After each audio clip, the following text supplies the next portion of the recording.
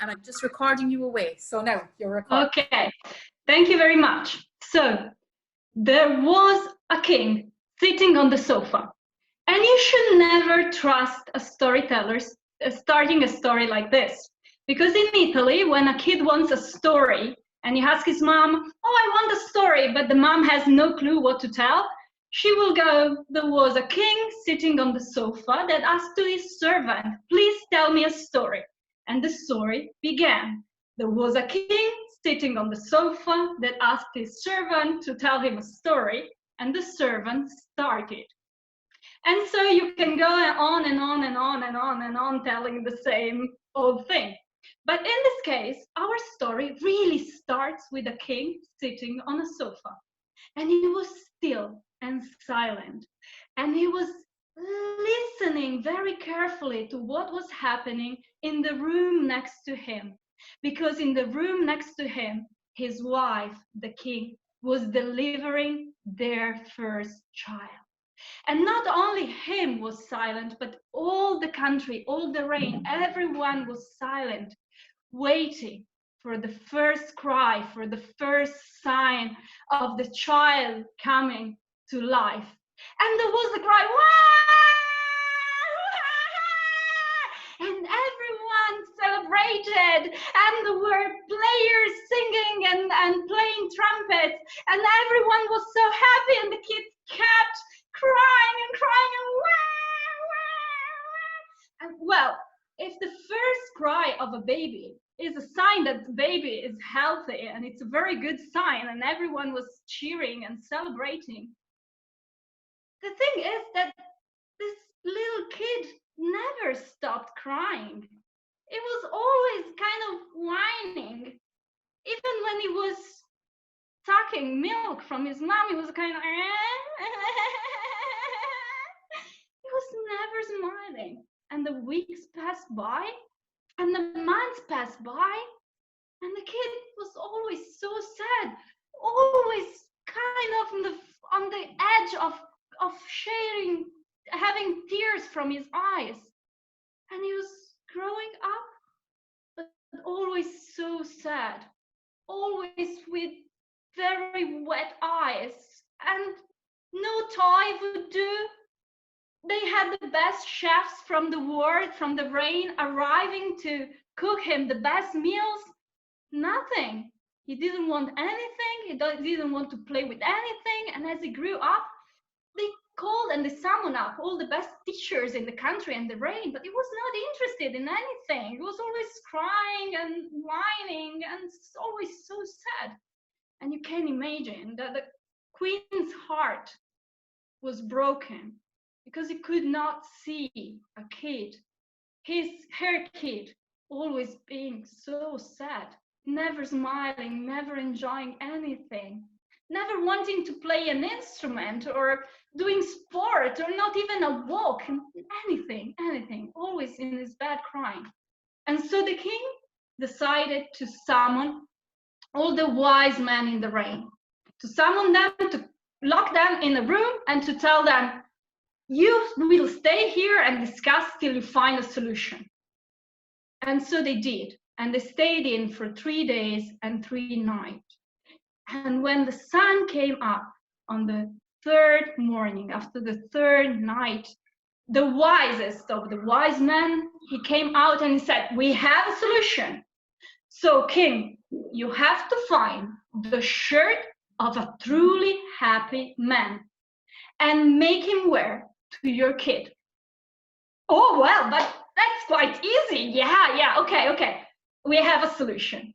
So the king took his horse, and he thought that there was in a town nearby a priest that was known for being a very happy man, always smiling, and not always, he was always happy, but he was making happy the people around him, so that everyone in town, when they had problems, they would go to him, ask for advice, and he would always find a solution to make everyone in peace, everyone happy.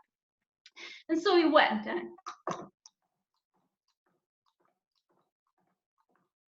he soon arrived to the church in this little town, and he entered, and May Jesus Christ be blessed. Always be him blessed, was the answer of the priest. And the priest asked, what can I do for you, your majesty? What honor? Why do you honor me with your presence? Well, you're known for being a very good, a very humble, a very nice, peaceful, and pious person. So I was wondering, would you like to become a bishop? Oh, wow, yes. I've wanted this for my whole life. I've been waiting for this occasion my whole life. But the face of the king went dark and his heart heavy. Because if this man wanted to be a bishop, then it meant that for him, being a priest was not enough. And so, of course, he made him a bishop, but he knew he had to go on. And so he took his horse again, and he thought that there was a sultan with a big reign. It was very, very far, but he had to make this attempt. And in this reign, everyone was peaceful, and it was such a rich reign. He heard amazing stories about this reign. So he took his horse and he went.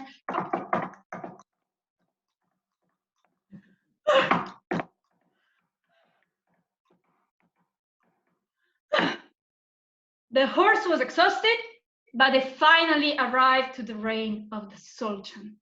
And indeed, there were celebrations in every street, in every square, and you could see that people were eating and dancing. They were happy, they were peaceful, they didn't have any worry at all. And so the king knocked on the door of the Sultan, of the palace of the Sultan. He entered, and they made a big dinner to welcome the king, and they had very nice food all night. And when they had eaten and drunk and shared stories, the king asked, well, Sultan, you seem a very happy man. You have everything a man could want for him and for his people. Yeah, sighed the Sultan. That's true, but you see, I can't sleep at night. You see these marks, these blue marks under my eyes, because I constantly worry about losing everything I have.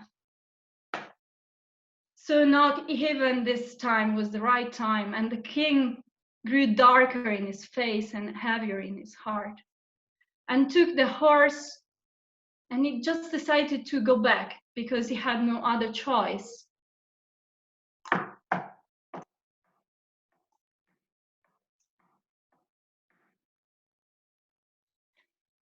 some point, he heard a voice, the voice of a man. He was just riding through hills with vineyards around, so he couldn't really see where the voice was arriving, but it was going like this. Quando nasceste voi nacque un giardino di mille qualità, erano i fiori, l'odore si sentiva fin da lontano e soprattutto quello del gelsomino.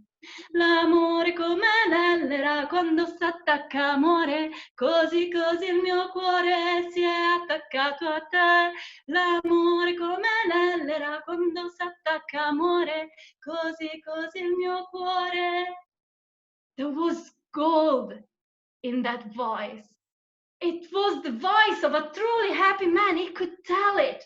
And so he ran with his horse towards that voice, and he found a man, his face burned by the sun. He was wearing a very poor jacket, and he was picking grapes from his vineyard and singing from the top of his heart. And he asked him, so you seem a very, very happy man. Yeah, I am indeed. I have an amazing, beautiful life. And tell me, said the king, would you like to come with me in my reign? I would cover you with gold. I would cover you with beautiful clothes. You would never have to work one day in your life again. was like, no, but I love my life here. I love to have a piece of land to grow things and sustain myself and my family. I love this place. I love this sky. Oh my God, the king knew he found his man. So, man, can you do something for me? Yeah, of course, king, whatever you want. And the king could not wait, so he took his jacket, he opened it. I want your shirt. But the man was not wearing a shirt. And he said, you know, all it takes to be happy is a grateful heart that thanks for so little or so much that he has. Thank you. Thank you. Brilliant, That's brilliant. actually how I feel. Yeah. And to It's hear your actually how I feel beautiful like we need Italian to be. singing, to hear Thank your you. beautiful Italian singing, you know, it's so poignant right now. Thank you. Bara mille And I maith. really feel that being grateful in this moment, even with all the limits that we have, is very important to keep the mood up, to keep being happy. So thank you for letting me share this. Thank you.